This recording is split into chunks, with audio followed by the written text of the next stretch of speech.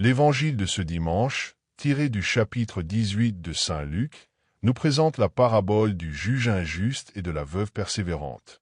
Jésus raconte cette parabole pour nous enseigner la nécessité de prier toujours, sans se décourager.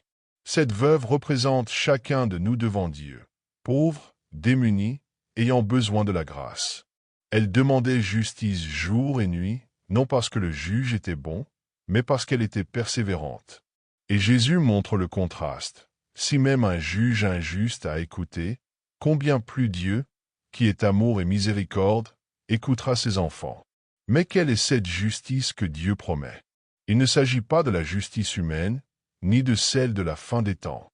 La justice dont parle Jésus, c'est la sainteté, la transformation intérieure que Dieu veut accomplir en nous.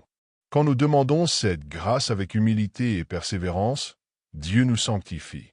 Voilà ce que signifie prier sans cesse, demander l'amour de Dieu et désirer aimer comme lui nous aime. Un exemple lumineux est Sainte Élisabeth de la Trinité, carmélite française contemporaine de Sainte Thérèse. Avant même d'entrer au Carmel, elle vivait profondément unie à Dieu. À 11 ans, lors de sa première communion, elle comprit que son cœur était la demeure de Dieu. Dès lors, elle vivait dans une prière constante, jouant du piano, participant aux fêtes familiales, souriant mais toujours unie à celui qui habitait en elle. Elle disait, « Le ciel est dans l'âme en état de grâce ». Voilà le secret de la prière continuelle, vivre avec Dieu à chaque instant. Dans la cuisine, au travail, dans la circulation, un acte de foi suffit, un regard intérieur. « Seigneur, tu es là ». Et prier, « Seigneur, je ne t'aime pas comme je devrais, mais je veux t'aimer. Donne-moi la grâce de t'aimer. » Dieu veut nous sanctifier aujourd'hui.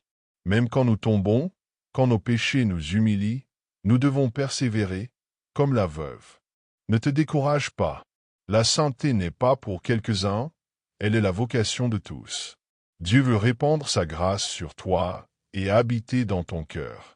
Alors, ce dimanche, renouvelle ta foi. Dieu t'aime, il ne renonce pas à toi. Ne renonce pas à lui. Prie toujours, sans te décourager.